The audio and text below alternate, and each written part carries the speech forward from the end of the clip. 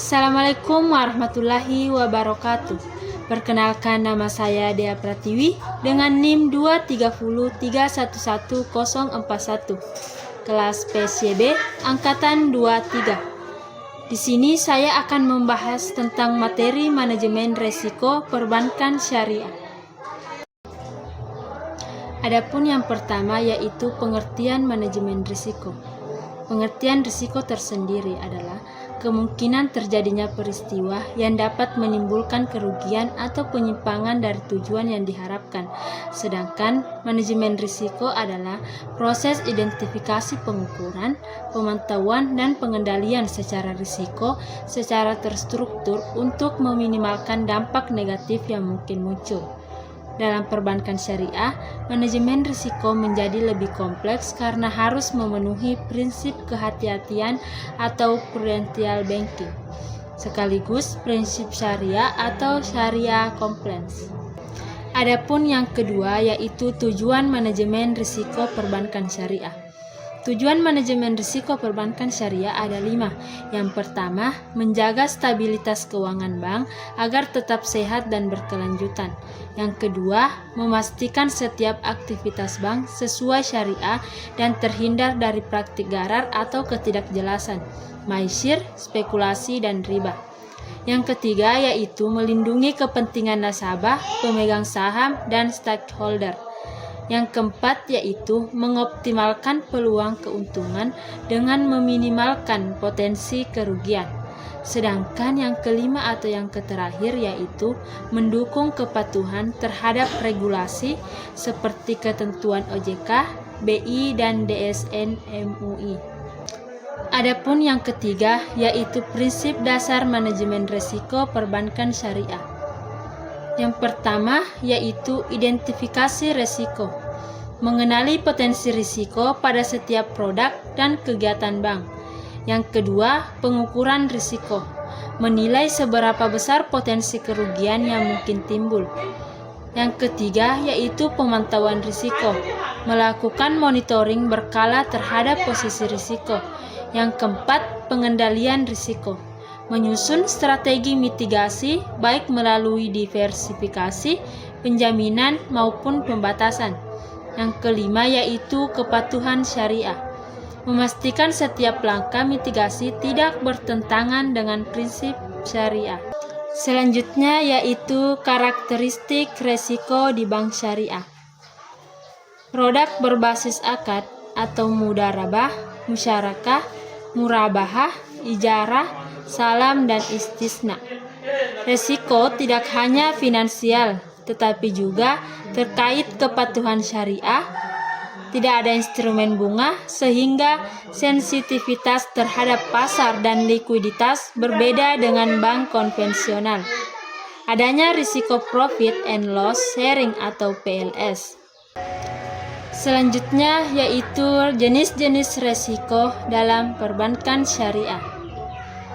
Menurut Basel Committee dan disesuaikan dengan fatwa serta regulasi syariah, risiko utama dalam bank syariah adalah yang pertama, risiko pembiayaan atau credit risk. Risiko kegagalan nasabah mengembalikan dana atau default. Penyebabnya yaitu lemahnya analisis, kondisi usaha nasabah memburuk, dan moral hazard. Contohnya, nasabah pembiayaan murabahah tidak sanggup membayar cicilan. Yang kedua yaitu risiko pasar atau market risk. Risiko kerugian akibat perubahan harga pasar atau suku bunga konvensional, nilai tukar, dan harga komoditas. Dalam bank syariah sangat terkait dengan nilai tukar falas dan harga aset real. Yang ketiga, risiko likuiditas. Risiko bank tidak mampu memenuhi kewajiban jangka pendek, misalnya penarikan dana besar-besaran oleh nasabah dalam waktu singkat. Yang keempat yaitu risiko operasional. Risiko kerugian akibat kegagalan sistem, SDM atau proses internal, termasuk risiko fraud, kesalahan administratif, dan kelemahan IT. Yang kelima yaitu resiko hukum atau legal risk. Timbul karena kelemahan aspek hukum atau kontrak akad yang tidak sah menurut hukum dan syariah. Misalnya, akad tidak memenuhi ketentuan DSN atau MUI. Yang keenam yaitu resiko kepatuhan atau compliance risk.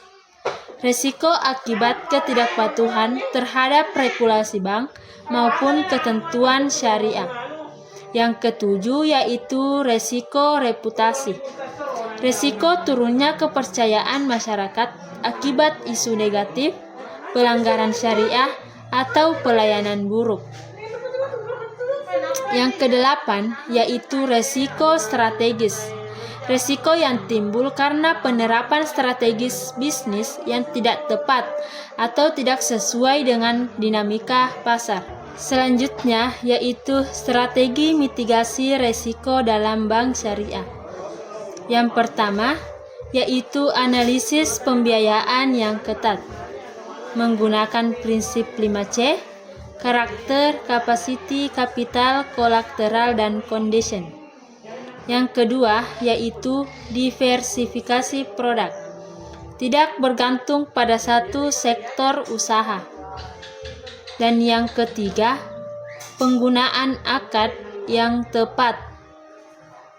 Misalnya, akad murabahah untuk pembiayaan jangka pendek dan akad musyarakah untuk investasi jangka yang panjang. Yang keempat yaitu asuransi syariah atau takaful, mengalihkan sebagian resiko dengan prinsip syariah. Sedangkan yang kelima yaitu cadangan kerugian, menyediakan cadangan khusus untuk mengantisipasi pembiayaan bermasalah. Sedangkan yang keenam, manajemen likuiditas, menyimpan aset likuid seperti sertifikat Bank Indonesia Syariah atau SBIS. Yang ketujuh yaitu kepatuhan syariah, pengawasan oleh Dewan Pengawasan Syariah atau DPS. Yang kedelapan yaitu penerapan Good Corporate Governance atau GCG, transparansi, akuntabilitas, tanggung jawab, independensi, dan keadilan. Adapun contoh dalam manajemen resiko perbankan syariah, misalnya sebuah bank syariah menyalurkan pembiayaan kepada sektor UMKM. Jika ada nasabah yang gagal bayar, bank bisa menerapkan restrukturisasi pembiayaan. Namun, bank tidak boleh mengenakan bunga tambahan, melainkan denda non-profit atau perpanjangan tenor sesuai syariah. Inilah bedanya manajemen risiko syariah dengan konvensional. Baik, adapun kesimpulan dari manajemen risiko perbankan syariah, yaitu manajemen risiko dalam perbankan syariah bukan hanya menjaga aspek keuangan, tetapi juga menjamin kepatuhan syariah. Dengan manajemen risiko yang baik, bank syariah dapat menjaga stabilitas operasional, meningkatkan kepercayaan nasabah, dan mendukung pertumbuhan ekonomi syariah yang berkelanjutan. Jadi, manajemen risiko perbankan syariah bukan hanya menjaga stabilitas keuangan, tetapi juga menjaga integritas syariah. Dengan pengelolaan yang baik, bank syariah dapat tumbuh sehat, aman, dan tetap berkah bagi umat. Sekian dan terima kasih. Wassalamualaikum warahmatullahi wabarakatuh.